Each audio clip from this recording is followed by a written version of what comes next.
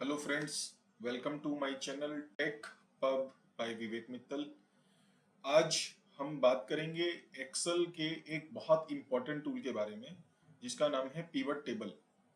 Pivot table एक ऐसा tool है कि अगर किसी को एक्सेल नहीं आता और पिवट टेबल आता है तो बहुत सारा काम चल जाता है।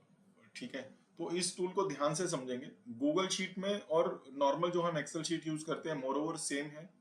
कुछ एडवांटेजेस हैं गूगल शीट में ज़्यादा यूज करने के, इसके लिमिटेशंस क्या हैं पिवट टेबल के, ये सब भी मैं आपको बताऊंगा ताकि आपको ये टूल कहाँ यूज करना है कहाँ यूज नहीं करना ये भी आपको समझ में आए। वीडियो में अंत तक बने रहना है ताकि आपको इसका फंडामेंटली पूरी क्लैरिटी आ जाए।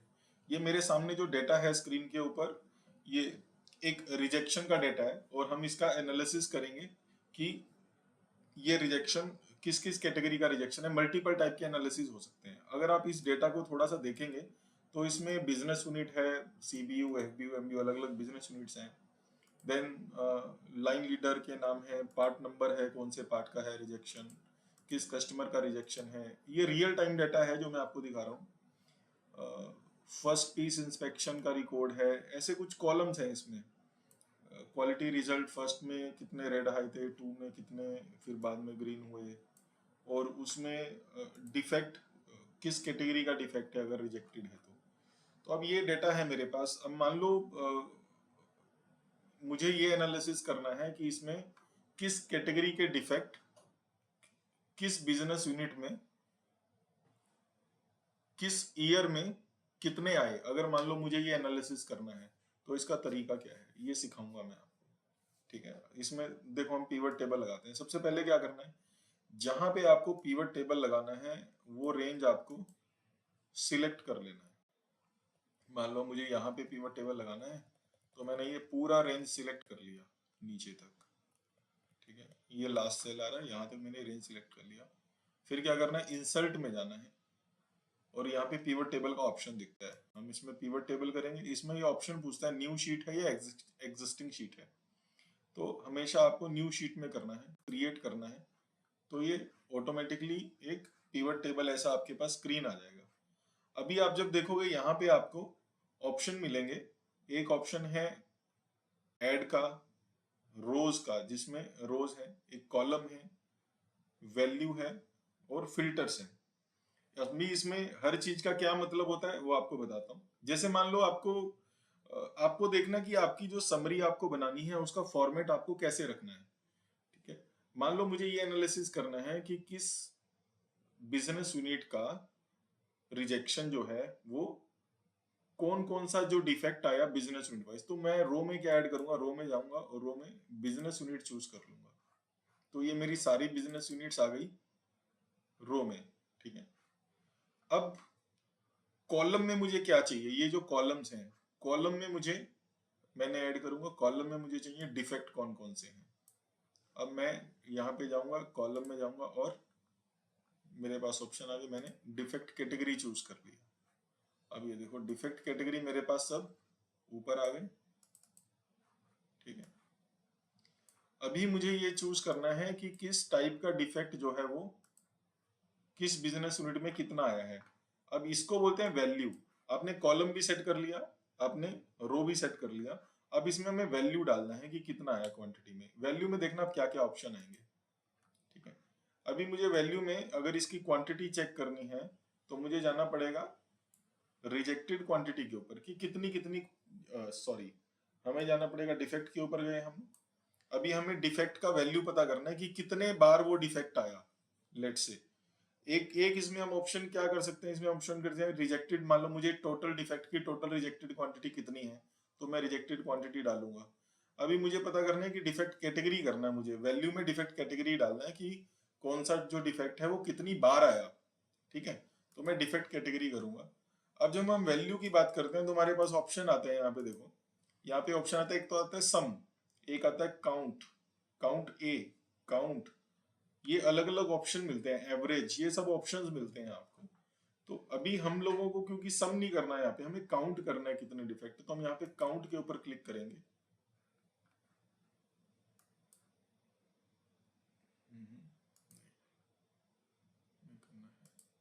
यस, हमने काउंट ए के ऊपर किया इसमें कि किस जो डिफेक्ट का है वो कौन सा डिफेक्ट कितनी बार आया। तो अभी यहाँ पे समझ में आ रहा है कि देखो इसमें क्या एनालिसिस निकल के आ रहा है। इसको थोड़ा सेंटर ओरिएंटेशन हम लोग कर देते हैं, दिखने में अच्छा लगेगा। यहाँ से आपको सेंटर में कर सकते हो इसको। तो बर जो है वो सीबीयू में 18 बार जो है बर के डिफेक्ट आए। अभी मान लो मुझे इसमें एक और एनालिसिस ऐड करना है कि किस किस ईयर में कितना डिफेक्ट आया। मुझे इसमें फिल्टर ऐड करना है। मान लो मुझे स्पेसिफिक रिपोर्ट चाहिए। अब इसमें फिल्टर के ऑप्शन क्या क्या है देखो। इसमें डेट वाइज मान लो मुझे निकालना है कि, या मुझे ये एनालिसिस करना है कि किस इंस्पेक्टर ने जो है वो डिफेक्ट निकाले, कौन कौन से डिफेक्ट निकाले, किस टाइप के। मान लो ये एनालिसिस करना है इसमें, ठीक है।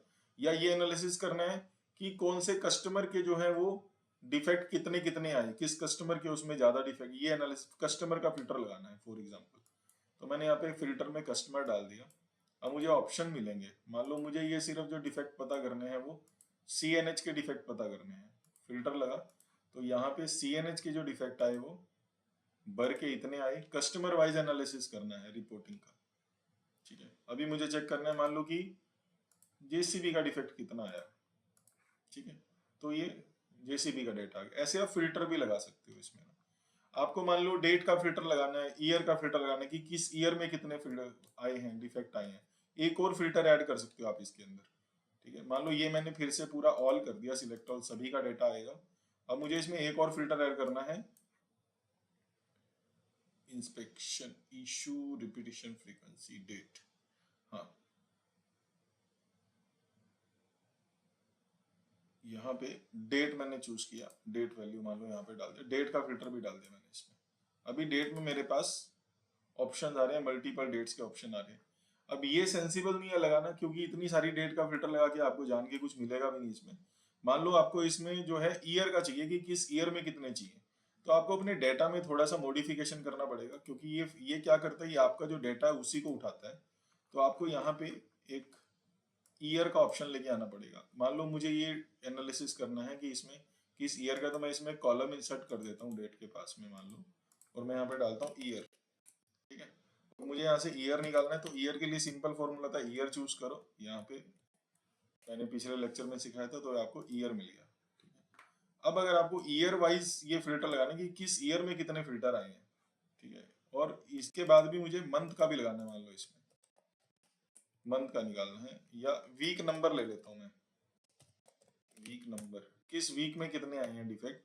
अगर मुझे ये निकालना है तो मैं ये वीक नंबर का फॉर्मूला लगाऊंगा, इसको चूज करूंगा और मेरा वीक नंबर आ जाएगा, ठीक है। ये सेंसिबल है, ईयर और वीक नंबर का लेट से डेटा निकालना है। इतने इस साल में इस वीक में कितने डिफेक्ट आए, इसी के अंदर मान लो मुझे ये चेंज करना है। तो मैं क्या करूंगा, यहीं पे इसको एडिट करना है, पहले इसको बंद करना पड़ेगा। यहाँ पे जाना है, इसको एडिट में जाना है, फिर से इसको एडिट करना, मतलब पीवर्ड में आपको और चेंजेस करनी है कुछ। एडिट में जाना है, यहाँ पे कॉर्नर में एडिट का ऑप्शन आता है, और आपको यहाँ पे एक और फिल्टर मान लो आपने ऐड कर दिया इधर में, ईयर का कॉलम में ईयर ऐड कर दिया एक फिल्टर आपने, ठीक है। एक और फिल्टर ऐड करना है, मान लो इसमें वीक नंबर भी चाहिए आपको ना। अब हमें एनालिसिस करने हैं कि यहाँ पे वीक नंबर आता है, तो मान लो मैं बोलता हूँ कि मुझे वीक 25 में कितने रिजेक्शन आए, और ईयर में मैं अगर देखूं तो मेरे को 2024 में देखना है, तो ये 2024 का ही डाटा है मोस्टली। तो यहाँ पे देखो ये इतना डिफेक्ट आ गया, वीक 24 में ये रिजेक्शन आए थे। तो इस तरीके से आप पूरा एनालिसिस कर सकते हो शीट का पिवट टेबल के माध्यम से। ये सिंपल है, फिर से बता देता हूँ कि जैसे आपको रो में ऐड किया, आपने रो में एक पकड़ लिया, फिर कॉलम में आपको जो पकड़ना है वो कॉलम में पकड़ सकते हो। तो इस तरीके से आप पिवट टेबल का यूज कर सकते हो। इसमें अब इसकी लिमिटेशंस क्या क्या हैं वो समझने की जरूरत है। ये क्या करता है, ये एक रेंज पकड़ता है। जैसे मान लो अभी यहाँ पे पिवट टेबल का जो डेटा है, ये Z425 तक का ही डेटा पकड़ रहा है, मतलब जो रोज हैं 425 रोज तक ही पकड़ रहा है, ठीक है। तो इसमें क्या होता है, जैसे जैसे डेटा आपका आगे आता रहेगा, तो वो डेटा जो है आपका उसमें कैच नहीं होगा, अगर आपने एक रेंज सिलेक्ट करके चूज किया है तो। ये एक इसका लिमिटेशन है। और जब आप एक्सेल में पिवट टेबल यूज करते हैं और उसमें अगर बीच में कोई गैप है, जैसे मान लो ये रिवर्क टाइम है, यहाँ पे अगला जो कॉलम है वो खाली है, तो पिवट टेबल लगेगा नहीं आपका एक्सेल के अंदर, एरर आएगा। तो आपको क्या करना है, कुछ ना कुछ इस कॉलम में लिखना, अगर आप नॉर्मल एक्सेल में लगाते हो। ये गूगल शीट का एडवांटेज है कि गूगल शीट में आपको वो दिक्कत नहीं आती है, आप उसमें सीधा भी लगा सकते हो, कोई एरर नहीं आता है गूगल शीट के अंदर, बिकॉज स्मार्ट शीट है। बट एक्सेल में लगाओगे तो जब तक आप यहाँ पे आपका गैप आएगा, आपका पिवट लगेगा ही नहीं। ठीक है, मान लो यही वाला डेटा मैं एक्सेल में डाल देता हूँ, यही वाला डेटा आप एक्सेल में डाल दो, कॉपी कर दो। ये एक नॉर्मल एक्सेल शीट है, इसमें मैंने ये डेटा डाल दिया फॉर एग्जांपल, थोड़ा सा फॉर्मेट कर देता हूँ। हाँ, इसमें मैंने एक्सेल डेटा डाल दिया। अभी देखो इसमें ये गैप है मान लो, और मैं ये इसमें इसको सिलेक्ट करता हूँ और इसमें इंसर्ट पिवट टेबल करता हूँ। देखो ये लगेगा ही नहीं पिवट टेबल।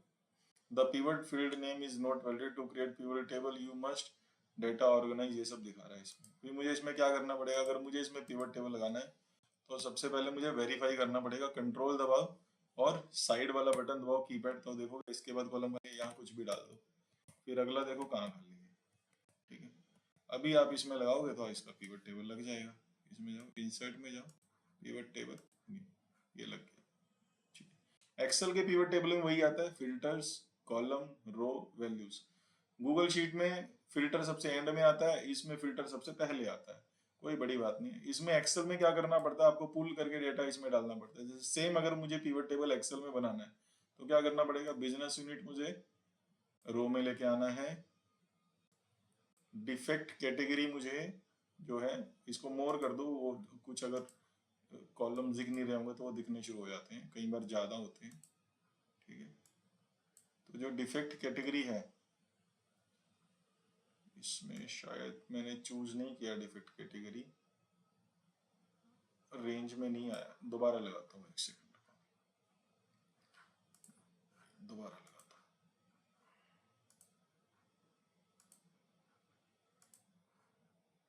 ये रेंज में पीपीएम, यस, ये इधर में डिफेक्ट कैटेगरी जो है वो पुल नहीं हुआ डेटा में। मान लो हमें कुछ और इसी में पुल कर देता हूँ, इसी में ये डेटा, इसमें डिफेक्ट कैटेगरी नहीं आया, बट मैं कुछ और एनालिसिस में आपको दिखा देता हूँ। फॉर एग्जांपल यस, सीपीयू है, मुझे रिजेक्टेड क्वांटिटी का इसमें लगाना है, तो इसी में क्या एक्सेल में इसमें अपने आप दिख जाता है, उसमें एडिट नहीं करना पड़ता, गूगल शीट में एडिट करना पड़ता है। अब आपको रिजेक्टेड क्वांटिटी दिखाना है मान लो इधर में ना, तो आपको बिजनेस यूनिट आ गया, और कोई आप कर लेते हो इसके अंदर, लेट्स से आपको वर्कर, एम्प्लॉई और क्या, कस्टमर नेम, इससे मैंने कॉलम में कस्टमर नेम डाल दिया मान लो। ठीक है, ये कॉलम में पहले मैंने डिफेक्ट कैटेगरी डाला था, अभी कस्टमर नेम डाल दिया एक्सेल में, ये कॉलम आ गया। अभी आपको रिजेक्टेड क्वांटिटी दिखानी है, लेट से कस्टमर, तो वो वैल्यू में पुल कर दो, आ गया वैल्यू। अभी इसमें वैल्यू में ये सम दिखाना है, आपको क्या दिखाना है, अभी व्यू फील्ड कर सकते हो, आपको क्या दिखाना है, जैसे गूगल शीट में एवरेज आता है, तो नॉर्मली अगर आप रिएक्शन क्वांटिटी देख रहे हो तो सम ही दिखाना है आपको, तो आप इसमें काउंट दिखाना है तो कितने बार आए काउंट दिखा सकते हो, ओके कर दो तो काउंट आ जाएगा कि सीपीयू में इसका रिएक्शन इतनी बार आया। अभी आपको इसमें ईयर भी दिखाना है, मान लो फिल्टर के अंदर इसमें आपको फिल्टर दिखाना है कि कौन सा रिएक्शन कब आया था, तो मान लो ईयर दिखाना, तो फिल्टर में ईयर पुल करके डाल दो। यहाँ पे आप चूज करोगे तो आपको मिलेगा कौन कौन सा ईयर दिखाना है, मान लो अपने को 2024 ही दिखाना है, तो 2024 है।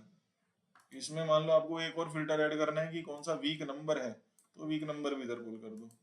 यहाँ पे आप चूज करोगे, ऑल में जाओगे, इसमें चूज करोगे, आपको वीक नंबर 11 का डेटा चाहिए तो 11 चूज करो, 11 का डेटा आ गया।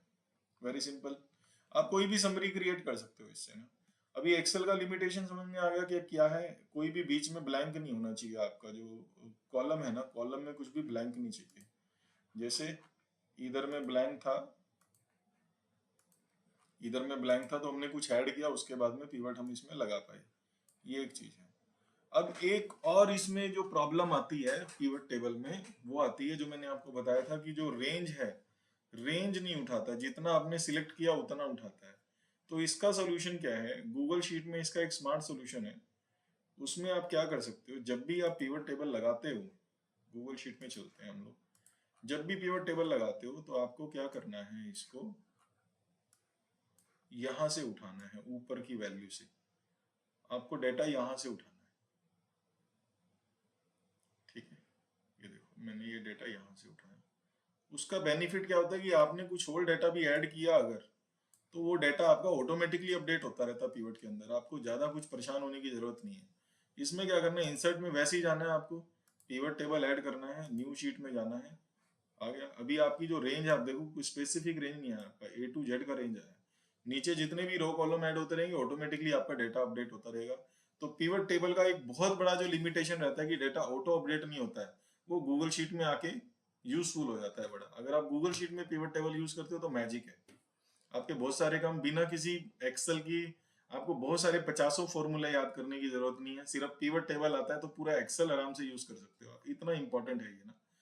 तो गूगल शीट में आपको A to Z किया, अभी सिंपल हम वही चीज करेंगे जैसे हमने रो किया, रो में हमने क्या किया, मान लो बिजनेस यूनिट डालना है, आ गया। देन हम कॉलम में जाएंगे, कॉलम में मान लो हमको डालना था डिफेक्ट कैटेगरी, आ गया। देन हम लोगों को इसमें जाना है वैल्यू, तो वैल्यू में हम लोगों को लेट्स से डिफेक्ट कैटेगरी को ही काउंट करना है, मान लो हमने काउंट ए था जो कर दिया, वो आ गया हमारा काउंट ए। ठीक है, अगर सम तो कर नहीं सकते क्योंकि ये डेटा नहीं है, नंबर वाला डेटा नहीं है जो सम हो जाए। फिर आपको फिल्टर ऐड करना है, फिल्टर ऐड करो, इसमें मान लो वीक नंबर आपको चूज करना है, तो आप वीक नंबर चूज कर सकते हो। और कोई फिल्टर लगाना है, मान लो आपको ये भी फिल्टर लगाना है कि कस्टमर का फिल्टर लगाना है, मान लो आपको इसमें कस्टमर नेम का भी फिल्टर लगा लो, एक और फिल्टर लग गया। ठीक है, अभी ठीक है, ये सब आपने ऐड कर दिया, फिल्टर आ गया। मान लो इसमें मुझे जो चाहिए वो जेसीबी का डेटा चाहिए, लेट्स से क्यों का चाहिए, क्यों का निकाला, इतना ही रिजेक्शन है, ज़्यादा रिजेक्शन नहीं। ठीक है, मान लो सभी कस्टमर का आपको ये समरी बनाना है, ये आपने कर दिया, सबका आ गया। अभी देखो ये फॉर एग्जांपल ये देख के चलना है, मैं फ्रीज करके चलता हूँ ये कॉलम ना, कहीं भी आपको समझ में आएगा। ये डिफेक्ट है, इसको मैं यहाँ पे स्पेशल कर देता हूँ, तो आपको समझ में आएगा डेटा कैसे चेंज होता है, बिना बिना किसी उसके डेटा अपने आप चेंज होगा। ये मेरे फ्रीज कॉलम है, मैंने फ्रीज कर दिया इसको। अभी इसको मैं यहाँ से एक माइनस करके दिखा देता हूँ ताकि आपको समझ में आ जाए कि इसमें चेंज हुआ है कि नहीं हुआ है। ये किया मैंने, फॉर्मूला ड्रैग कर दिया। ठीक है, तो अभी 0 0 आ रहा है, अभी सब कुछ चेंज नहीं हुआ। अभी मैं क्या करता हूँ जस्ट आपको समझाने के लिए, ये पूरा का पूरा जो डेटा है, ठीक है, जस्ट कि इसमें क्वांटिटीज बढ़ेंगी ना, वो सब डेटा बढ़ेगा काउंट का। मैं इसको फिर से यहाँ पे ना, फिर से यहाँ पे कॉपी कर देता हूँ। ठीक है, तो यानी डबल होगा ना डेटा एक तरह से ये, तो आप देखना नीचे ऑटोमेटिकली इसमें अपडेट हो जाएगा कीवर्ड टेबल में। ये देखो ये आ गया, गैप आ गया 1 53 14, मतलब वो अपने आप ही बढ़ गया, आपको कुछ कुछ चेंज करने का जरूरत नहीं पड़ा। एक्सेल में अगर आपने पिवट टेबल लगाया और कुछ चेंज किया तो आपको रिफ्रेश करना पड़ेगा, लेकिन यहाँ पे आपको रिफ्रेश भी करने की जरूरत नहीं है, अपने आप होता है। देखो ये एक्सेल का कंपैरिजन बताता हूँ, अभी एक्सेल में मान लो मैं यही चीज कर देता, ये पूरा का पूरा डेटा ना यहाँ पे कॉपी कर देता हूँ। ये एक्सेल में मैंने यहाँ पे पूरा का पूरा डेटा कॉपी कर दिया, कुछ चेंज नहीं होगा, वैसे का वैसे ही रहेगा। देखो इसमें मैंने सब ऑल कर देता हूँ। ठीक है, 2024 तो रहेगा ही, देखो कुछ चेंज नहीं हुआ, ये वैसे का वैसे ही है। ठीक है, क्यों, क्योंकि इसमें दो कारण है वैसे का वैसे करने का। एक तो इसका जो रेंज, जो इसका हमने डेटा सिलेक्ट किया है, वो डेटा की जो रेंज है, इसमें आपको यहाँ पे रेंज चेंज करनी पड़ती है इसमें ना आपको, field selection area side by side. ठीक है, अगर आपको ये एक्सेल में ये पिवट टेबल चेंज करना है तो आपको इसमें सिलेक्ट डेटा में जाके, यहाँ पे इसका डेटा का ऑप्शन आता है रेंज का, वहां पे जाके आपको इसको अपडेट करना पड़ेगा। एक सेकेंड, फील्ड सिलेक्शन, यहाँ पे change data, extender source, select data.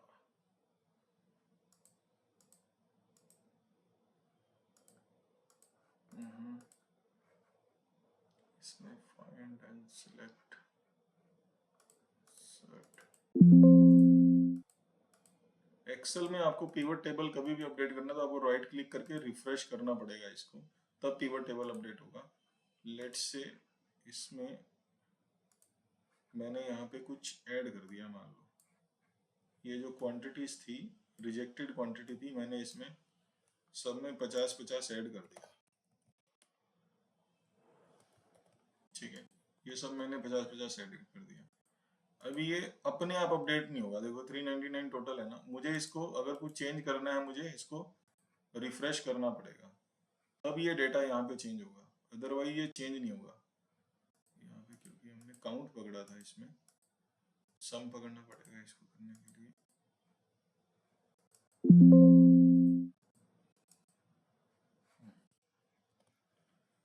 Yes,